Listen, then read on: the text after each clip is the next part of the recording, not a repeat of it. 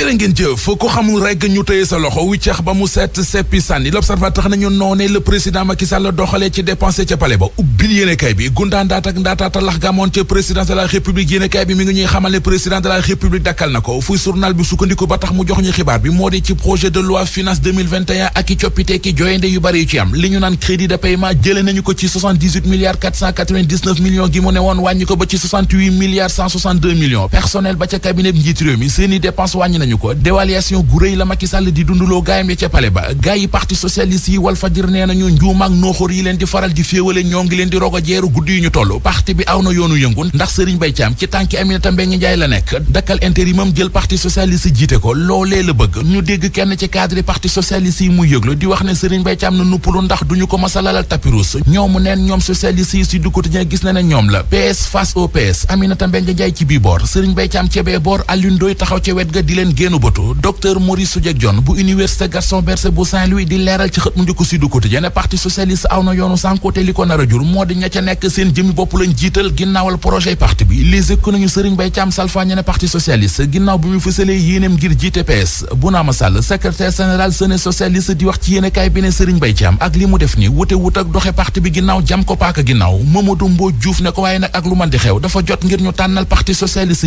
njiital parti démocratique Sénégal di Abdoulaye Wade mer na ba kanam ngay sël-sëli saxaar le témoin moo ko bind jëf ju ñaaw ju ñu def keroog ci siège parti bi rapport bi ñu ci defal góor gi moo merloo Abdoulaye Wade ki mu mere nag ba dàqul dem moom ci yoon porté ko plainte le témoin nee nañu moo di Bara Gaye mi ñuy tuumaal ne moo sooke woon fitna ji jolli woon ci seen dajam keroog ma ñu daje ji ci Source A tey ministre enseignement supérieur recherche ak innovation di Cheikh Omar Anne moom la xëyee Cheikh Omar Anne nee na ren ji danañu orienté lu ëpp juróom-benn fukki junniy nouveau bachelier ak juróom bépp bachelier bu ko sàkku rek dinañu la orienté ci établissement d'enseignement supérieur public yi ngir tàmbali njàngale mu kaawe mi weeru janvier 2021 ci anam wu mucc ayib ministre bi sàkku na ci commission bi mu liggéey ci ak mbooleem ñu ko séq te gaaw ci ngir fexe ba feeg weeru décembre lépp yemb ci matuwaay yi ñu jël ngir gunge ko njàngale mu kaawe mi ren ji Source A nee nañu dina ci bokk ci taxawal ñaari téeméeri poste d'enseignant développé yeneen infrastructure pédagogique sociale ngir yokk seen capacité d'accueil l'observateur di ñu leeralal ñii sooga am lijaasa baccalauréat ñu naan leen nouveau bachelier seen orientation nan la war a tëddee ministre enseignement supérieur di Cheikh Omar Anne moo ki kàddoom ak maskam ci xët mu njëkk la Sénégal mu fay xam le ne dinañu orienté ren ji lu ëpp juróom-benn fukki junniy nouveau bachelier ak juróom pëlisub Sénégal ak mariage góor jigéen bi mu tas keroog bu yàggul ba am ñu mu ca jàpp mooy coow ak mbambu ci yéenekaay yu bari ñu xëyandool l'observateur libération ak Les Échos fu ci nekk sëyib góor jigéen yaa nga fa libération nañu ñaar fukki góor jigéen ak juróom lañu maanaam 16 ans ba ci fanweer de 30 ans ba leen police di bett ñuy takk seenub sëy ñoom góor jigéen ñi ñoo ngi leen fekk ñoom góor jigéen ñi ñu sol ay zipp ak i robb amoon na ci ñoom góor jigéen ñi ñoo xam ne ñoo newoon bàjjen ya juróom fukki préservatif ak i lubrifiant ak i maquillage ak i rouge à lèvres ak ay test sida police fekk na ko fa l'observateur ne ko dolli ci ay fer maanaam ay bin areeku tiis nelawuk ancien ministre ancien maire bu Kolda Mokhtar Kébé biig la faatu ginnaaw jàngoro ju ko tëral ab diire ngi Senelec Akilee tribunal du commerce moom dafa ne amut ca sañ-sañu ko yéeg yàbbi lu jëm ci càkkute foog Ali Akilee ngir kon ñu teg loxo ñaar ci milliardu kër gi di Senelec lii di wàll wi di waa Akilee seen avocat di ñaawlu lu ni mel rafetluwul benn yoon kër gu mel ni Akilee di jóg ka daanu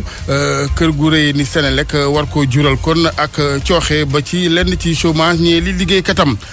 budget bu Sonacos ngir campagne njaayum gerte gi nu dëgmal lu toll ci ñaar fukk ak juróom-ñeent ci milliards ci la ko kilifay kër gi natte leneen ci xibaar ñeel wàllu mbay mi ak dugub geek diwaanu Kaffrine la ca yàqu ca wàllu tool ya demee wu ni téeméer yoo jël fukk ya dong ca loole ñi nga xamante ni ñooy gunóor yaay li ko waral muy kon xibaar tukkee ci directeur développement rural bu diwaan ga ci technique bi Abdoulaye Diop.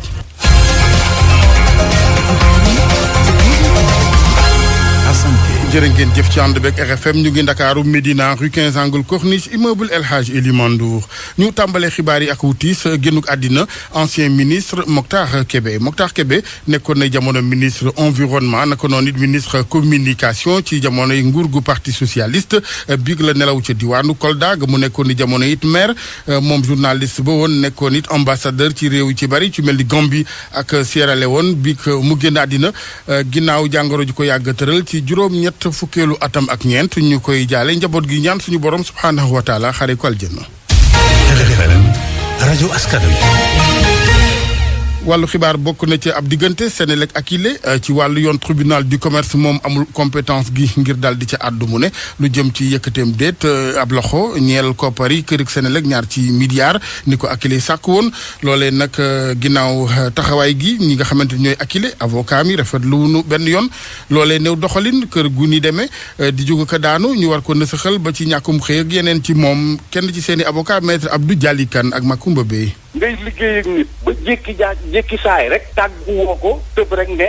yow kat sa contrat bi ñu signé woon dafa nul ñu ne déetawaay nga ne société bi sax ci boppam dafa nul d'accord bu leen neexee ñu wax loolu waaye la nga xamante ni jot nañ ko liggéey ba ñu yoreel ñu ko mu nekk suñu ak mais nañ ñu ko fay mais fayuñu ko ba nga xamante ni tey ji Akilee mënatul fay personnel am mënatul fay ay fournisseur am ba nga xamante ni personnel bi yëpp actuellement nii ñu ngi chômage technique donc boo fa demee sa xol day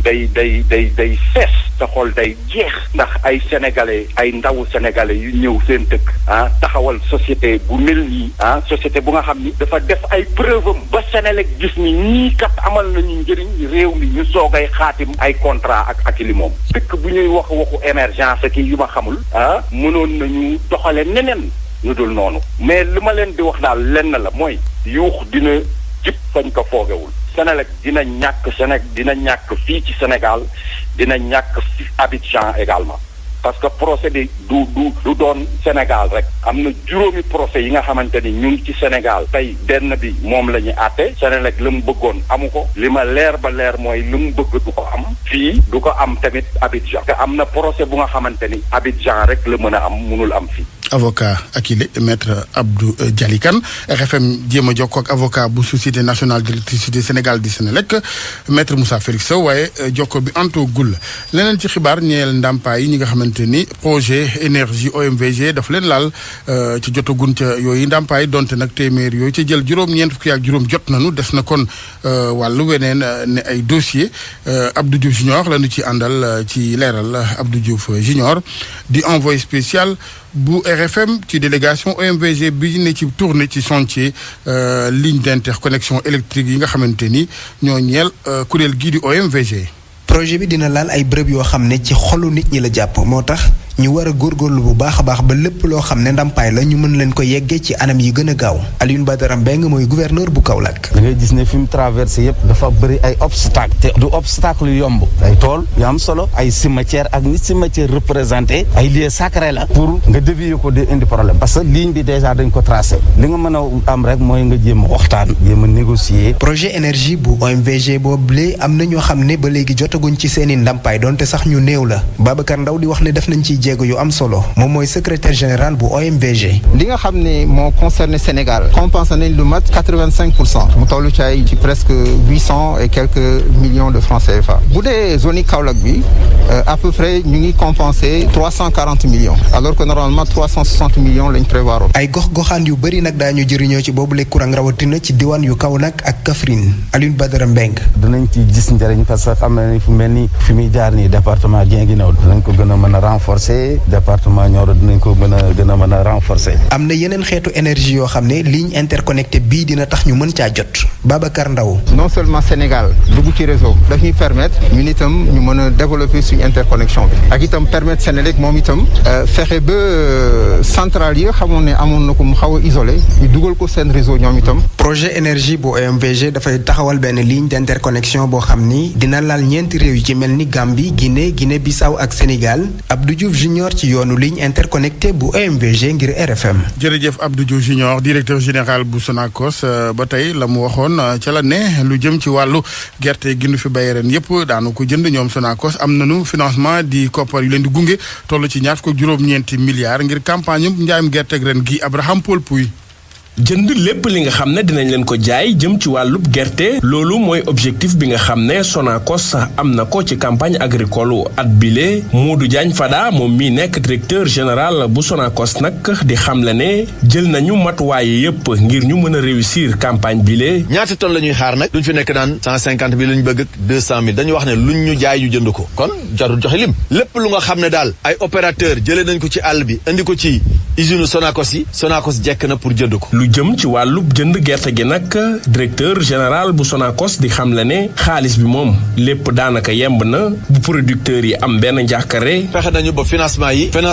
ñu amoon daaw reliquat bi ci des moo ngi fi te mën nañ cee tàmbali mais gouvernement bi ci ndigalu président Macky Sall ministre de l'agriculture ak ministre de l'économie et du plan yónnee nañu benn requête waa banque islamique de développement waa ITFC pour que ñu financer waat la campagne 2020-2021 donc am nañu lu des ci campagne 2019-2020 loolu mën nañ ci tàmbali suba am nañ lu nga xam ne ñu ngi koy xaar mu jëm ci campagne 2020-2021 ci wàllu financement donc jàpp nañu wàllu financement du am problème. laata nag ñuy commencé campagne agricole bi nag directeur général bu Sonacos di amal ab tournée ñëw fii ba ci Louga visiter usine Sonacos bu nekk fii ci Coxna ci noonu tamit jot naa waxtaan ak acteurs yi lu jëm ci wàllu filière bu gerte mu nekkoon Abraham Paul Pouy Louga rajo Futur Média. jërëjëf Abraham campagne uk njaayam gerte gi ba tey ak lu ko ñeel directeur général Sonacos Modou Diagne Fada daal di envisager kon taxawal unité complète bu mat ca usine bu Louga ci kaw opération njëndam doomi gerte yi loolu kon mu ngi tegu ci kaw mbébét yi nu jógte ñoom Sonacos mu ne ngir gën a dëppook jamono di wàllu kon modernisation. directeur régional ci wàllu développement ca Kaffrine di dalal xel yi ci wàllu mbay meek tool yi dugub yi nga xamante ni am na gunóor yi fa jaar ba def fa yàqu-yàqu bariwul nag demeewu ni maanaam téeméer jël fukk ya ci tool rek fa yàqu mooy leeral yi ni nu ko waxee directeur régional du développement rural bu Kaffrine Samba Ndaw Tall ñu teewlu ko Oumar Ndiaye. donc yaatuwul loolu parce que nji moomu tey boo koy xayma téeméer bu ne si li ñu ji si dugub téeméer bu ne fukk yi ñoom ñooy nji mu tardé bi. te ñi mu taade boobu du fépp lañ ko am si ñenn ñi la rek si yenn gox goxaan yi ñooñu nag ku ne xam nañu dugub dafa am gunóor boo xamante ni dafa yëpp ñi mu taade ndax gunóor boobu bu ko songee ay nenam day yàq kii bi dugub bi day tax bu dugub bi demee ba war a am doom mu daal di avorter donc loolu lañ jot seetlu si fu mel ni Santhiou Ngalangone mais tey bañ demee fi nga xamante ni dafa jege yantoog moom fu mel ni Kacot loolu yaatu fa trop donc loolu du loo xamante ni mën na andi benn jafe-jafe si ndundu askan boobu. ba tey ci xibaaru suba seeg RFM ñu egsi ak yéen ci gëstu bi nu jagleel tey wàllu yoonal gi ci wàllum xëy fii ci Sénégal muy code du travail CNTS Force du changement ñoom li leen gënal mooy soppite yooyu ànd ak kaaraange liggéeykat yi ci wàllu woowu njiital division bi yittewoo wàllu ko yoonal ci direction générale du travail mu ngi xam ne ni mbébét gi ña nga ca ci dina sóoraale bu baax kaaraange liggéeykat yi wàññit la woon ne contrainte di ay diis ak xat-xat yenn yi gëstub Hadj Seydou Nourou Ba. coppite yi nga xam ne dañ kaa war a indi ci code du travail faw ñu leexal ko te sax bu amee faw mu taxawu ñi di liggéey Cheikh Diop secrétaire général bu CNTS FC. ñuy doxale noonu ñi def ba flexibilité am c'est parce que dañu am protection sociale intégrale maanaam tey jii boo nekkee ci entreprise liggéey ba kooku dàq bu yomb le temps ngay amaat beneen liggéey dañ lay fay indemnité bu nga xam ne di nga ci mën a dund yàgg sa njaboot te doo am benn problème ba ngay amaat liggéey loolu amul Sénégal boo demee retraite également protection sociale bi foofu tamit boo demee retraite couverture sociale bi dafa am solo fii ci Sénégal ak réew yu mel ni Sénégal dañuy xeex pour yokk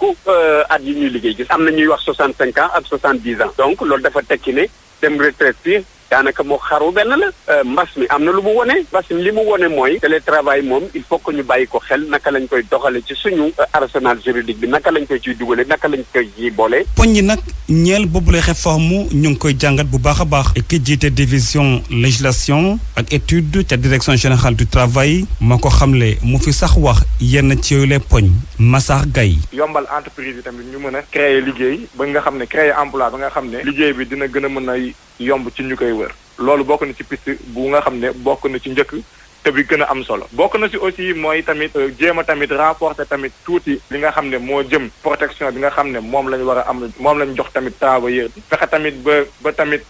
woyofal gi ñuy woyofal yenn procédures yeeg yenn yi warut a mën a tax ñoom liggéeykat gi mu mel ne dal leen di néewal doole yooyu déedéet fexe ba doole gi leen yoon ak taxawu gi nga xam ne yëpp war nañ koo am ñu daal koy gën a am nga xam ne jëluñu ko woon lu ci mel ne harcèlement lu ci mel ne violence au travail ak yenn kii yu bëri. ak yeneen bokk ci poñ yu jëm ci soppi code du travail lépp nag jëm rek ci taxawu liggéeykat bi waaye tam fexe ba woyafal yenn yoo xam ne dafay faral di diis lu ci mel ni dàq wala contrat ak lépp loo xam ne dafay doon ngàllankoor ci lépp lu jëm ci mbirum xëy.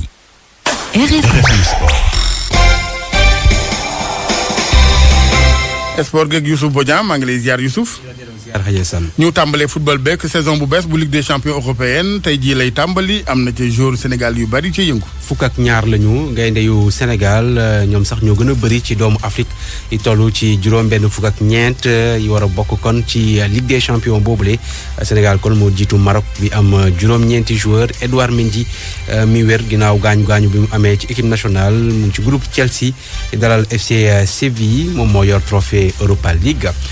ci ren di France Alfred Gomis moom mooy sax doublure bu Edouard Mendy moom mu ngi ci groupe ren ginnaaw moom it mu fay ay yeggee ak gaañu ñoom tey dañuy dalal Krasnodar waaye Mbaye Niang du ci bokk ndax bokkul kon ci groupe bu ren Idrissa Gana Gueye ak Paris Saint-Germain ñooy vice champion en titre di dalal Manchester United match boobu sax mu ngeen ko suivre incha allah en direct ci RFM bu 19h jotee Club Bruges ak doomu sénégalais mii di Crépin Diatta ak Youssouf Badji ñoom doomu Russie la ñuy daje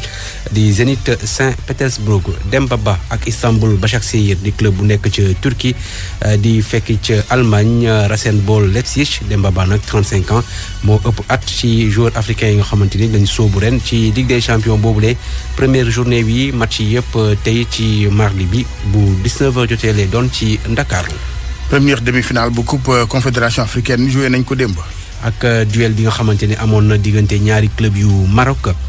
yi di RS Berkane ñoom ñoo ko gagné éliminé Hassania Agadir ñaari bal ci benn lañ leen daan ci kon équipe boobule di Agadir am na ñaari doomu Sénégal défenseur bi di Bakary Mané nekkoon capitaine bu Génération Foot moom joué na match bi yëpp ci côté droit bu Hassania Agadir amoon na tamit beneen ancien joueur Génération Foot di attaquant bi di Malick Cissé mais moom mu ngi yoon ci banc bi jotul football renaissance sportif bu Berkane kon moom dina xam tey ci ngoon adversaire am ci final bi ñaareelu demi-finale coupe de la confédération africaine tey ci ngoon bu 19h jotee fële ca Maroc doomu Égypte yi di Pyramide FC ñu daje ak doomu Guinée Conakry di Oraya AC équipe boo xamante ni kon bëri na ay joueurs yu ci amee coronavirus waaye nag seen entraîneur di doomu Sénégal Lamine Ndiaye am yaakaar lool ni ñi fa des mën nañu kon jaamarloo ak doomu Égypte yi ba ñu mën a qualifier ci final Lamine Ndiaye kon ñàkkul dégg ngeen ko suñu xibaar yi weesu. ñu jeexalee taekwondo. ak fédération sénégalaise bi di waajal ay combattants am ngir championnat du monde ci wàllum punse ñoom nag ci contexte Covid bi am na ay matukaay yoo xamante ni jël nañ ko ngir kon mën a waajal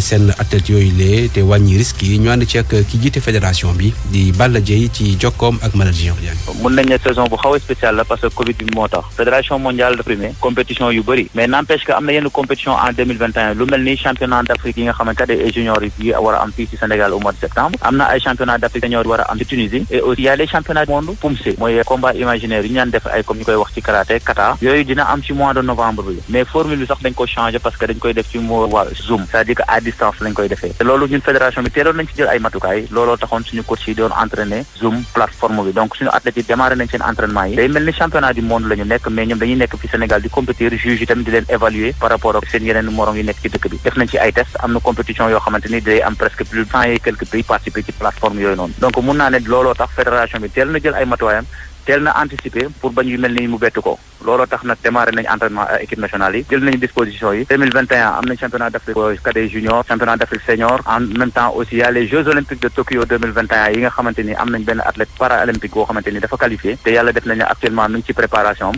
donc objectif phare la ci Jeux olympiques yooyu ñu mën a def préparation bu baax a baax pour que suñu athlète boobu bu yàlla dimbalee ko bu mu fekkee ko jàmm mu mën a représenter Sénégal et jéem a fexe tout ba indil médaille Sénégal. Balla Dieye nekkoon ku ràññeeku lool ci wàllum taekwondo nekkoon ci champion d'Afrique moom mooy léegi kon président fédération taekwondo bu Sénégal Adjassan. ñoom ki ko xam moo koy jiite. effectivement jërëjëf Youssouf. pour man RFM mooy rajo di gaaw ci xibaar yu wóor. RFM xibaar yu wóor te wóor. ñu yegg seeg yéen ci wàllu cosaan gi chronique culture rek soxna Anna Rocha. maa ngi leen di nuyu mbokk yi Sédhiou léegi mu am ab palais des arts ministre de la culture moom moo xamle li ni mel bu ñu sukkandikoo ci Abdoulaye Diop liggéey bi sax war na tàmbali ci fan yi ñu dëgmal mu yëkkati yile kaddu nag ci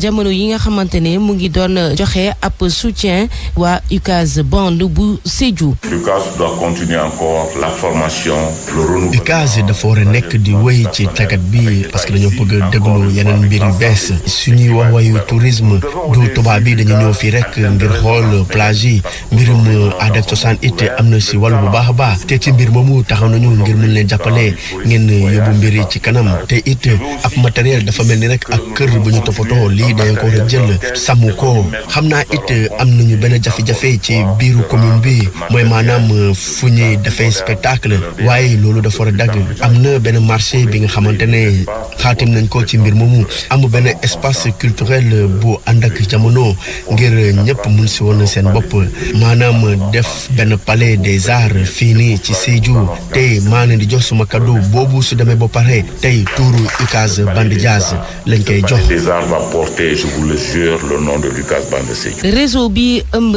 institut culturel bu Union européenne fii ci Sénégal daal di nañ siwal turu projet yi nga xamante ne ñoom la ñu fas yéene jàppale ci seen initiative bi ñu dippee lëlu di waajal aar boo leen fàttalikoo initiative bi waxtaanee nañ ko ci weeru mai gile weesu loolee ngir jàppale nag ñi yëngu ci wàllu culture amoon jafe-jafe ci jamono mbas mi fu mu gënoon metti ci ñetti téeméeri candidature dinañ financer juróom-ñetti projet bokk na ci artistes yi nga xamante ne ñoom la ñu retenir comédien bi di Pape Maïssa Gueye ak artiste musicien bi di Ibakou nekk njiital association Baraka Global Art. waaw projet Kandang tremplin de musique actuelle lu ko tax a jóg mooy boole ñuy liggéey si musique tey maanaam lépp lu dul hip hop ak mbalax bëri na fi ay groupe yu def afro jazz afro fusion ay DJ yu def électro wala ñuy def slam. Kandang lu ko tax a jóg mooy boole ñoon ñëpp. yokk leen doole taxawu leen ci seen liggéey site internet lay doon boo xam ne dina am ay information dina am ay formation pour ñooñu di liggéey ci musique tey yi quoi. que lëlu di waajal aar dafa nekk projet boo xamante ni dafa ñëw ci waxtoom ñuy kontaan trop di bokk ci juróom-ñetti projet yi nga xamante ni tànn nañ ko mu nekk loo xamante ni tam waxtu yu ñëw dafa nekk waxtu woo xamante ni ñun soxla woon nañ ko jàngoro bi dafa taxawal daanaka sunu liggéey. yaakaar nañ ni ak projet bii nii réglé nañ ci ay jafe-jafe yu bari grâce à lëlu di waajal aar lëlu nañu waajal nañu aar am nañ ci tamit dara. mbokk yi fii la ñu yem ci leen jaajëfal ci déglu bi dig daje ëllëg incha allah.